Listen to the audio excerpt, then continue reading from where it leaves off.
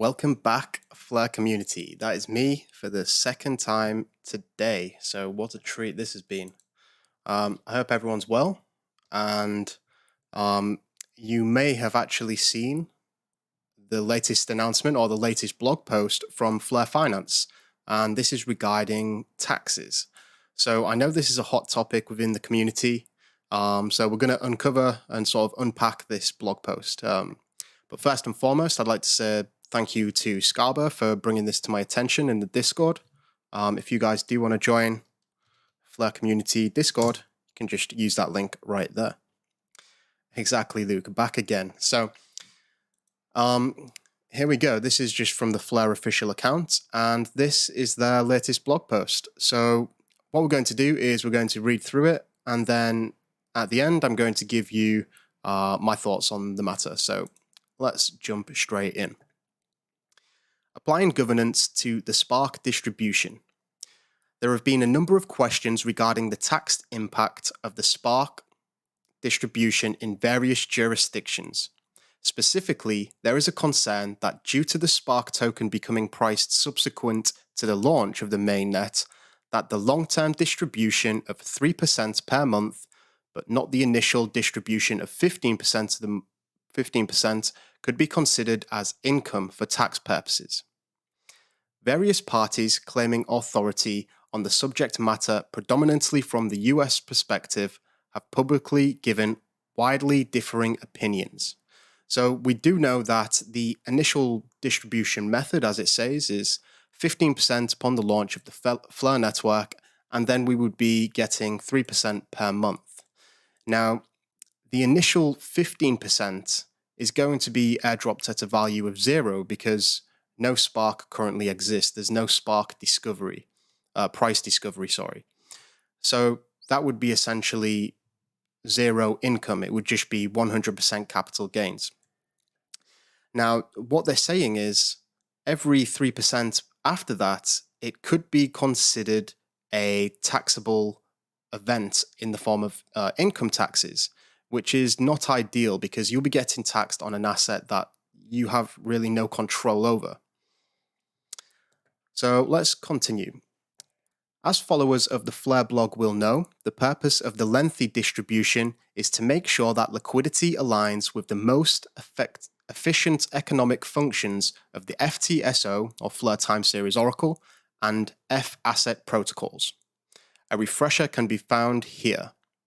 And in fact, I'm going to link this after the stream, or I'm going to link it in the description if any of you guys want to read it afterwards.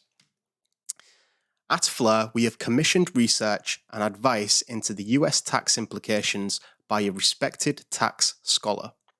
This research has resulted in the distribution option 1 below, which involves the recipient burning a small amount of Spark to buy the remaining distribution, which was briefly discussed by Hugo, the Flare co-founder, in a recent public conversation.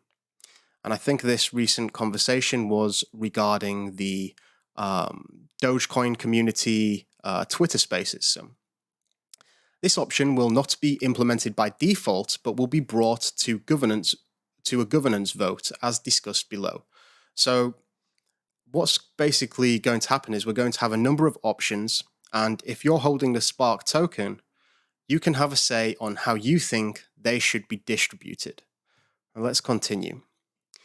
With regards to that or any other potential option, a number of considerations that need to be taken into account are, but not limited to, the size of the impact of the existing plan on the ecosystem, i.e., the number of people and quantity of Spark that the existing plan without the burn mechanism affects.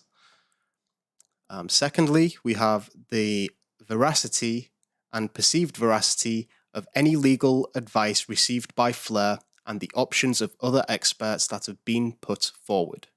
And third and finally, the perception of Spark recipients. Qualifying these factors at this early point is an impossible task, but thankfully there is a way to understand what the recipients of Spark tokens feel about the various options, and that is to put the distribution decision directly into the hands of the Flare token holders through Flare governance. And, we know that the Flare governance is actually going to be the initiator of the F asset system. And this is just another way and another thing to prove the model. We know that after the Flare network launches, the Flare governance is going to be a really big part of how the Flare network moves forward. Because at the end of the day, if you're holding the Spark token, it's you that's going to have the choice in the direction that the network goes. Let's have a look at some of these options. At the outset, 15% of the total distribution of 100 billion Spark will be made. There will then be a 5-month period whereby the community can come to consensus over at least 2 possible governance proposals outlined below, or any other option put forward by governance. If no new option wins, the distribution will continue from month 6 as previously defined at 3% of the initial 100 billion. So something else that I really like about this is that they're not just limiting it to these 2 options.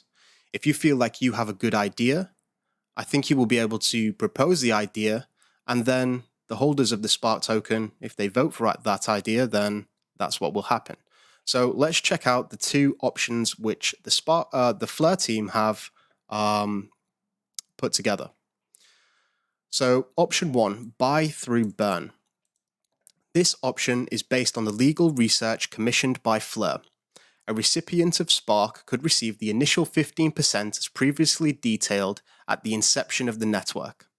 The recipient would then, optionally, burn a small percentage of their Flare tokens in order to buy the remaining distribution.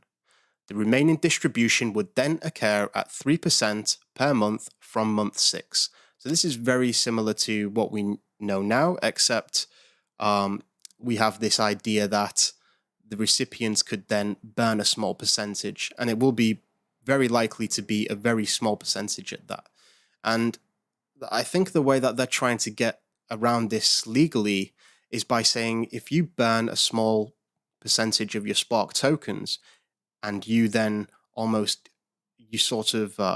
exchange it for the remaining Flare, that can just be seen as just one small purchase of all of this extra Spark. So that's the reasoning behind that. And Michael Redgrave, thank you very much from Australia. Thank you very much, man. I really do appreciate that. I will continue with the document here on option 1.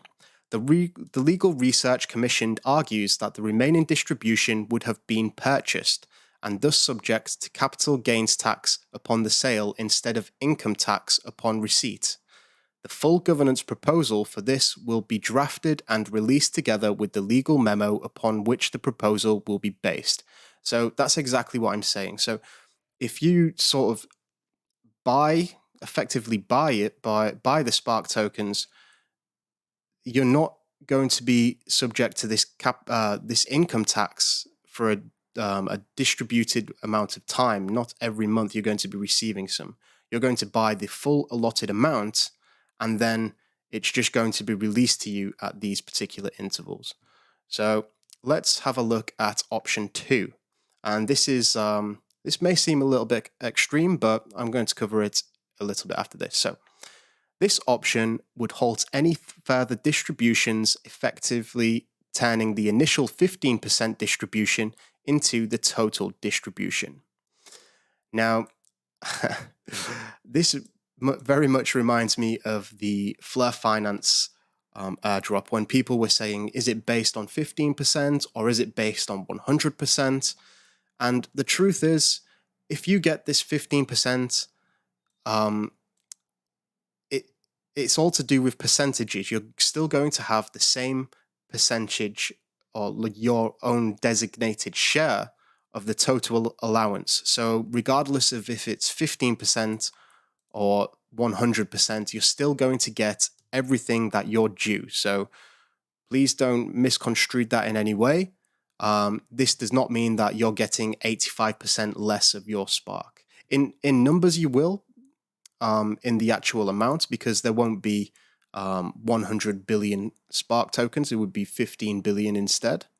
But the value will still be proportional because it'll be a scarcer asset, which will inherently mean that it's more valuable, right? Full governance proposals of these options will be drafted, including our view of the pros and cons, and released together with the legal memo, upon which option 1 will be based. So, yeah, I think Chip clears it up pretty well. Nice to have you here, my friend. 100% Spark token will be distributed to the holders in one go. Option 2, 15% will be distributed to the owners, and the remaining 85 will be burnt. And the end result is the same. So it's very interesting indeed. I'm not really sure which option I will be voting for because I think either has the same desired effect. So I think something that I am excited about is seeing this governance system work and how we can put forward our ideas and how we all vote and things like that. It's going to be very interesting indeed. And yes, like I say, that's something I'm actually looking forward to. So this was just a quick stream just to get this news out there for those that are not on Twitter. And if you're not on Twitter, then I'm not really sure what you're playing at because it is one of the best places and the best platforms to get breaking information like this. So yeah, second stream of the day. I very much appreciate you all joining me today. Thank you so much, Michael, for the donation. And with that being said, have a great night or enjoy the rest of your evening. And until next time, I'm out.